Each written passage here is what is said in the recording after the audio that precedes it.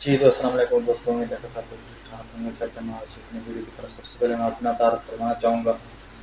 मेरा नाम मोहम्मद ग़ाफ़र है, केएफएक्स अकेडमी कॉर्नर में पाकिस्तान मुल्तान से बिलॉन्ग करता हूँ। तो अल्हम्दुलिल्लाह अल्हम्दुलिल्लाह अल्हम्दुलिल्लाह आज हमारा फाइनली आखिरी लास्ट लेसन सेशन होने जा रहा है। तो उसका जो नाम है, क्या कहते हैं, जो लास्ट लेसन है हमारा, उसका नाम है मार्केट अप्रोच। ठीक है, ये देखने में बहुत सिंपल लेसन है, लेकिन आप इसके ऊपर आपको मैं रिस्क रिवार्ड के बारे में बताऊंगा कि हमारा रिस्क रिवार्ड कैसा है। ठीक है, तो क्योंकि देखें बहुत सारे लोग सवाल कर रहे थे, इसकी भी आप लोगों को समझ आ गई है, इसकी भी समझ आ गई है, CP3D की भी समझ आ गई है, और बहुत सारे लोगों के सवाल थे कि हमारे साथ कौन सा डिसीजन पॉइंट परफेक्ट है। तो उसके बारे में मैं बात करने जा रहा हूँ, और उम्मीद है कि आप लोगों को सब लेसन से प्यारा जो लगाएगा, इजी लगेगा और प्यारा लगेगा, और आप लोग इस लेसन से मुत्तफिक रहेंगे। वो ये वाला लेसन है, सही है। और मैं कोशिश करूँगा कि आप लोगों को सही तरह समझा पाऊँ मार्केट अप्रोच असल में चीज़ क्या है।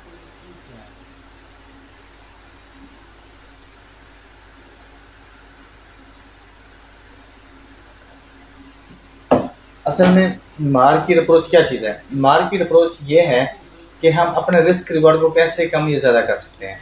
अभी मैं आप लोगों को लेके चलता हूँ पेंट के ऊपर। देखें आप, यहाँ पे हमारे पास ब्रेकर हुआ है, ये H4 के टाइम फ्रेम में। ठीक है, उसके बाद हमारे पास पोजीशन पॉइंट 2 है।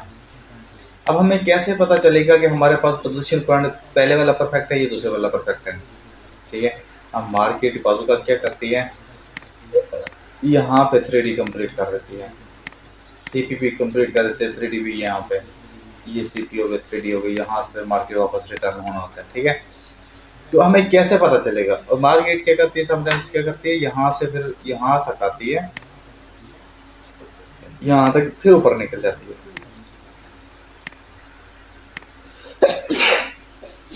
तो यहाँ से फिर ऊपर निकल जाती है। ठीक है, तो फिर जाके जब इस तरफ जाती है तो फिर यहाँ पे न्यू 3D उसको चाहिए। अगर आपके पास 2 पोजीशन पॉइंट है, अगर आपके पास दूसरा ऊपर वाला 0 लेवल में पड़ा है, तो आप लोगों को फिर न्यू 3D चाहिए होती है। ये नहीं कि आप पिछले वाली यहाँ से कंबाइन करना स्टार्ट कर देंगे, ऐसा बिल्कुल नहीं है।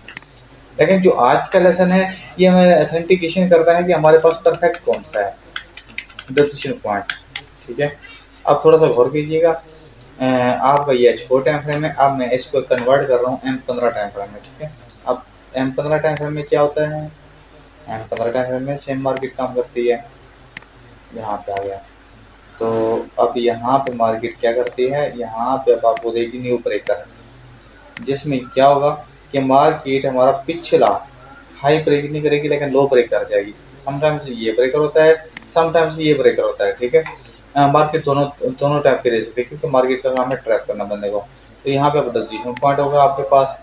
अब यहाँ पे फिर हमें क्या चाहिए, क्या कहते हैं, CP3D मिल जाए वेल एंड गुड।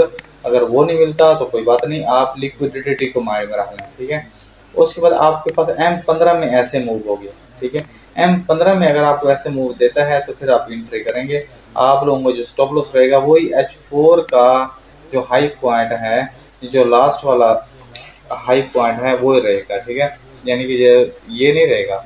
अब ये जो जहाँ पे मार्केट यानी कि यहाँ पे रिटेस्ट किया है, तो ये वाला आपका यहाँ से आप 10 पिप ऊपर रख सकते हो स्टॉप लॉस। ठीक है, यानी कि ये नहीं रहेगा, इससे कम रहेगा।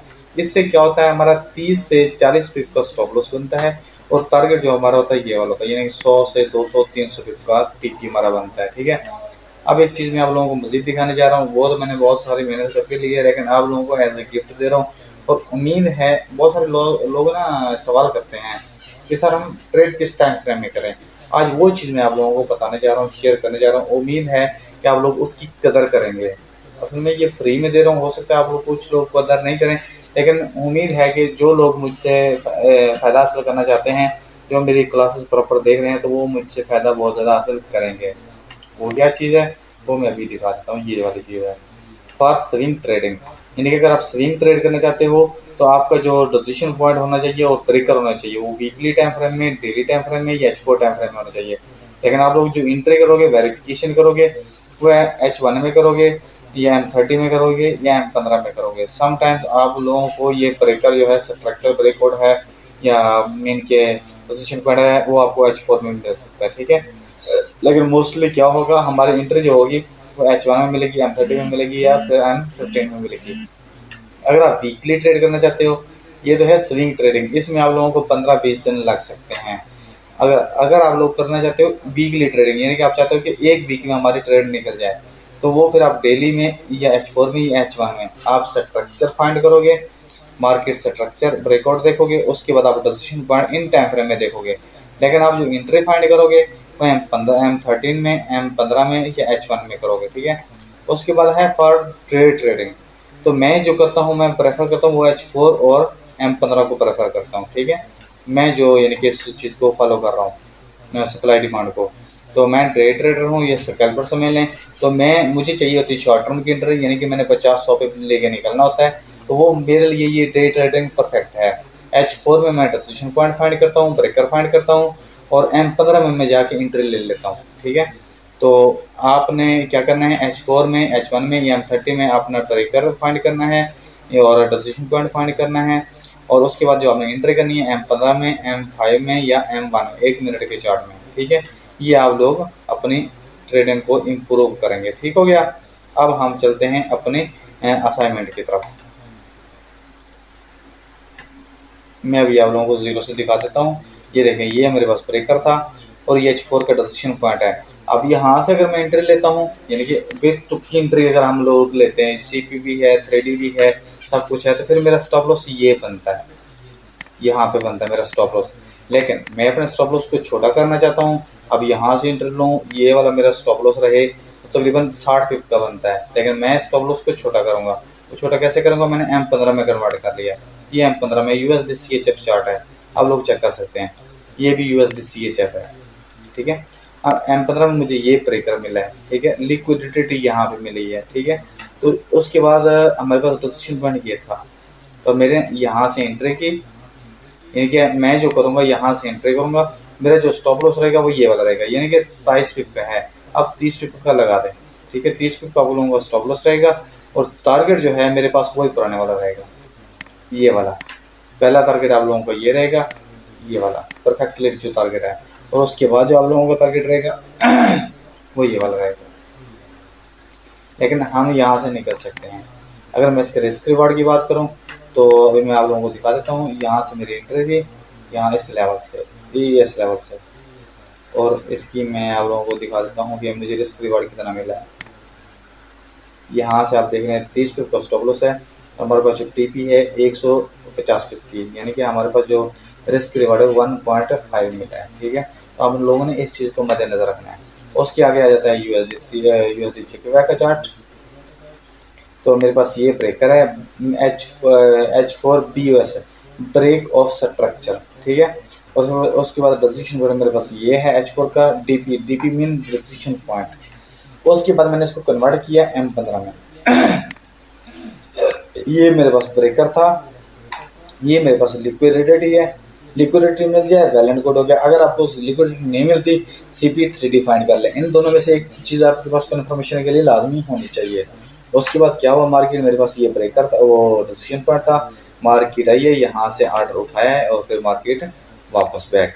अब यहाँ पे देखें 24 पिप का मेरा स्टॉप लॉस बनता है, लेकिन मैं लगाऊंगा 30 पिप का, तो यहाँ पे बनता है मेरा 30 पिप। तो अगर यहाँ पे देखो तो मार्केट सिर्फ 27 पिप तक गई है, यानी कि 30 पिप यहाँ तक मेरी मार्केट नहीं गई। उसके बाद जो मेरा टारगेट था, टारगेट हम फिर फाइंड कर लेते हैं, यानी कि 30 पिप का हमारे पास स्टॉप लॉस है, तो टारगेट हमारा जो बनता है 254 पिप का बनता है, वो ऑलमोस्ट हमारा डन हो चुका है, ठीक है, USD JPY का। उसके बाद हमारे पास आ गया भाई USD CHF, sorry euro GBP। यहाँ पे मैं थोड़ा सा कर लेता हूँ मार्केट को ताकि आप लोगों को अच्छे से समझ आ जाए। यहाँ पे हमारे पास ब्रेक ऑफ स्ट्रक्चर है, ये हमारे पास ऑर्डर ब्लॉक समझ लें या फिर डिसीजन पॉइंट समझ लें। यहाँ पे हमारे पास ऑर्डर ब्लॉक था, यहाँ पे हमारे पास लिक्विडिटी थी, मार्केट हमारा आई है ऑर्डर के ऊपर, फिर हमने M15 में कन्वर्ट किया है। अब यहाँ पे थोड़ी सी लोगों को कन्फ्यूजन होती है, ये हमारे पास लास्ट हाई ब्रेक हुआ है, यानी कि लेटेस्ट हाई ब्रेक हुआ है, स्ट्रक्चर ब्रेकआउट हुआ है, ठीक है। इसका जो लो था हमारे पास, लेटेस्ट लो था वो ये वाला था। अब ये भी है, ये भी ब्रेकर अच्छे वाला है, ज़बरदस्त ब्रेकर है, लेकिन जो मैं काउंट कर रहा हूँ वो मैं ऊपर वाले को कर रहा हूँ। ये भी ब्रेकर है, कमाल का ब्रेकर है आप लोगों का। तो ये मेरे पास ऑर्डर ब्लॉक पड़ा था, अगर ये लगाते हैं तब भी गुड है, अगर ये लगाते हैं तब भी गुड है। तो ये हमारे पास ऑर्डर ब्लॉक पड़ा था, डिसीजन पॉइंट पड़ा था, मार्केट आई है, डिसीजन पॉइंट को उठाया और फिर मार्केट गोइंग टू वे। लेकिन अगर हम दूसरी पोजीशन में देखते हैं कि हमें यहाँ पे समझ नहीं आ रही कि हमारे पास डिसीजन पॉइंट कौन सा है, लेकिन यहाँ पे तो क्लियर नजर आ रहा है रैली बेस रैली है, ठीक है। अगर आपको यहाँ पे समझ नहीं आ रहा तो फिर आप दूसरे डिसीजन ऑर्डर ब्लॉक का वेट करें और स्ट्रक्चर का वेट करें। अब यहाँ भी ये स्ट्रक्चर ब्रेकआउट हुआ है, यहाँ पे हमारे पास लिक्विडिटी है, ये हमारे पास रैली बेस रैली है और ये देख लें आपके पास ऑर्डर ब्लॉक था। तो यहाँ पे अगर आप एंट्री लगाते हैं तो आप लोगों को जो स्टॉप लॉस रहेगा वो दोबारा बेकार रहेगा, ठीक है। तो जो आप लोगों का टीपी रहेगा वो हमारे पास वही H4 का जो है, ये देखें ये वाला हमारे पास टीपी है। तो यहाँ पे अगर हम देखते हैं तो यानी कि 12 से 13 पिप का SL है, तो हमारे पास जो टीपी है 134 पिप का है, यानी कि 1.13 रिस्क रिवार्ड है हमारे पास। उसके बाद हमारे पास आ गया यूरो एयूडी में हमारे पास ये ब्रेकर हुआ है और उसके बाद हमारे पास ऑर्डर ब्लॉक 2 पड़े थे, लेकिन हमने इसके ऊपर फोकस किया है। और दूसरा अगर मैं ऑर्डर ब्लॉक की बात करता हूँ तो मेरे पास ये अवेलेबल है, ठीक है। तो अब मार्केट ने पहले ऑर्डर को बुक किया है, ऑर्डर को उठाया है, तो अब इसकी कंफर्मेशन जो है हम M15 में करेंगे ताकि हमारा मेन जो चीज़ है वो क्लियर हो जाए। अब यहाँ पे है स्वैप कोड एंट्री, यानी कि स्वैप कोड क्या चीज़ होती है ये मैं आप लोगों को थोड़ा सा बता दूँ। मैं पहले आप लोगों को चार्ट की तरफ लेके जाता हूँ। ये देखें ये स्वैप कोड है, TP swap code, decision point और स्वैप कोड। स्वैप कोड एक ऐसी चीज़ है जो हमें अगर ब्रेकर समटाइम्स नहीं मिलता तो हम इस नज़र से भी हम ब्रेकर को फाइंड करके हम अपनी एंट्री ले सकते हैं। मैं भी आप लोगों को मिसाल दिखा देता हूँ। यहाँ पे हमारे पास ब्रेकर हुआ है यहाँ पे, ठीक है। अब हमारे पास जो है ये ब्रेकर भी है और स्वैप कोड भी है। स्वैप कोड किस तरह है, अगर मार्केट यहाँ पे जाती है सिर्फ रिजेक्शन देती है, यानी कि कैंडल इस तरह की ओपन कर क्लोज करती है, यहाँ पे हो गया। और ये जो इधर सेंटर में वीक है, तो अगर मैं इसको इधर ही लेके आता हूँ ताकि आप लोगों को अच्छे से समझ आ जाए। यहाँ पे ये हो गया, यहाँ पे मैं लगाता हूँ, ठीक है। यहाँ पे फिर मार्केट में एक और कैंडल लगाता हूँ यहाँ पे, ठीक है। तो अब इसके मैं कलर भी फिलअप कर देता हूँ। ये मेरे पास दोनों बाय की समय लें या फिर सेल की समय लें, कोई भी समय लें, मुझे इससे वो लेना देना नहीं है। हमारा मेन पॉइंट है कंसेप्ट समझना। अब इसकी जो वीक है वो यहाँ पे है और इसकी भी वीक यहाँ पे, यानी कि रिजेक्शन हो गई। तो ये हमारा स्वैप कोड हो गया, ठीक है। जैसे स्वैप कोड हमें मिलेगा हम यहाँ से एंट्री करेंगे, हमारा जो स्टॉप लॉस रहेगा वो ये वाला रहेगा और हमारा जो टारगेट रहेगा वो H4 का लो पॉइंट रहेगा, ठीक है। अब हम चलते हैं अपने चार्ट के ऊपर। वो स्वैप कोड एंट्री थे, यहाँ से देखें हमारे पास लेटेस्ट हाई ये था, लास्ट हाई ये है, लेटेस्ट ये है, यहाँ इसका लो ये बनता है। तो यहाँ पे देखें मार्केट ने रिजेक्शन दी है, तो यहाँ से आप लोग एंट्री कर सकते हैं। यहाँ पे देखें आप लोगों को जो स्टॉप लॉस बनता है 100 पिप का बनता है, लेकिन आप इसको कम भी कर सकते हैं, लेकिन 100 पिप भी कोई इतना वो नहीं है, बड़ा नहीं है। अभी मैं इसको H4 में लेके जाता हूँ, आप लोगों को दिखाता हूँ कि आपका रिस्क रिवार्ड की तरह बना है। यहाँ पे हमारी इस एंट्री बनी है, यानी कि 100 पिप का स्टॉप लॉस है, तो हमारे पास जो टीपी है वो 300 पिप का है, यानी कि 1.3 रिस्क रिवार्ड फिर भी है। और एक चीज़ और मेरे माइंड में आई है, वो मैं आप लोगों को बता दूं, आपने वो एंट्री लेनी है जिसका मिनिमम रिस्क रिवार्ड 1.3 हो, मैक्सिमम जितना मर्जी हो। 1.200 तक भी जाता है मेरी ही लर्निंग में, लेकिन वो मैं पेड कोर्स में बताता हूँ कि हम कैसे फाइंड करते हैं 1.200, ठीक है। वो पेड कोर्स में आ जाता है। लेकिन अगर आप फ्री में कर रहे हैं तो 1.10 तक 1.15 तक मैं दिलवा सकता हूँ, ठीक है, ठीक है। पर वो एडवांस कोर्स में आ जाता है। तो उसके बाद हमारे पास यूरो CHF है, यहाँ पे देखें ये हमारे पास ब्रेकर हुआ है, ये हमारे पास पोजीशन पॉइंट है H4 का। उसके बाद अगर हम M15 में कन्वर्ट करते हैं तो ये हमारे पास ब्रेकर था, यूरो CHF ही है, तो ये हमारे पास लिक्विडिटी है, ये हमारे पास ऑर्डर ब्लॉक है, ऑर्डर ब्लॉक मार्केट ने उठाया और फिर मार्केट अप। इसका अगर हम रिस्क रिवार्ड चेक करते हैं तो यहाँ से हमारी एंट्री कहाँ से मैं अभी चेक कर लेता हूँ। हमारी एंट्री हुई है 1.02127 से 1.02127 यहाँ पे 32 आगे कोई नहीं। हमारे पास SL जो बनता है वो 20 पिप का बनता है, जो हमारे पास TP है वो 169 पिप का, यानी कि 1 पॉइंट तकरीबन 7-8 बनता है, ठीक है, 8-9 बनता है। तो ये हमारे पास परफेक्टली डिसीजन पॉइंट है और मार्केट अप्रोच है। अब उम्मीद है कि आज के इस लेसन में आप लोगों का वो सवाल क्लियर हो गया होगा कि हमारे पास परफेक्ट डिसीजन पॉइंट कैसे कौन सा है और हम रिस्क रिवार्ड को कैसे कम कर सकते हैं। अल्हम्दुलिल्लाह आज हमारा फाइनली हमारा लेसन था, वो हमारा मार्केट अप्रोच था। अब हमारे ये सारे लेसन कंप्लीट हो गए हैं। तो मैं आप लोगों को कल की वीडियो में मैं आप लोगों को थोड़ा सा और दूंगा सप्लाई डिमांड के बारे में, और आप लोगों को इस चीज़ का प्रूफ भी दूंगा कि मैंने किस बंदे से ये चीज़ सीखी है और मैंने कितने पैसे दे के सीखी है। पैसे मैं बता देता हूँ, $2500 दे के मैंने सीखी है। और मैं बंदा आप लोगों को कल दे दूंगा। अगर आप लोगों ने पेड कोर्स उस बंदे से लेना हो तो वेल एंड गुड होगी, आप उससे भी ले सकते हैं। अगर मुझसे पेड कोर्स लेना हो तो उसकी 300 फीस है, तो आप लोग मुझसे भी ले सकते हैं, कोई इशू नहीं है। अगर आप लोग उस बंदे से लेना चाहें तो वेल एंड गुड हो गया, उसकी भी $2500 फीस है। अगर आप मुझसे लेना चाहें तो मैं वही कोर्स जो है $300 में दे रहा हूँ। ये था हमारा सिर्फ बेसिक कोर्स है। जो एडवांस कोर्स है इसमें मैंने बहुत सारी चीज़ें हिडन भी रखी हैं, तो जो कि मैं फ्री में नहीं दे सकता। तो लेकिन ये है कि बेसिक यही है, ठीक है, जो आप लोगों ने सीखना है। और उम्मीद है कि जो बंदे ये मेरे 8 लेसन सीख जाएंगे, 8 लेसन की सही प्रैक्टिस भी कर लेंगे, वो लॉस करना बंद कर देंगे, ठीक है। उम्मीद है कि उनसे लॉस नहीं होगा, तो कम प्रॉफिट होगा लेकिन लॉस बहुत ही कम हो जाएगा, लॉस रेशियो बहुत कम हो जाएगी, ठीक है। और उम्मीद है कि आप लोग प्रैक्टिस भी करेंगे और अपने पैसों की कदर भी करेंगे और अपने लाइफ को भी सेटल करेंगे। ओके जी, दुआओं में याद रखें। और आप लोगों ने आज के लेसन के बाद आज आप लोगों ने मुझे लाजमी फीडबैक देनी है कि आप लोगों को हमारा पहला सप्लाई डिमांड का कोर्स कैसा लगा है। तो ठीक है, ओके जी, अपना ख्याल रखें, दुआओं में याद रखें और अपनी फैमिली का ख्याल रखें।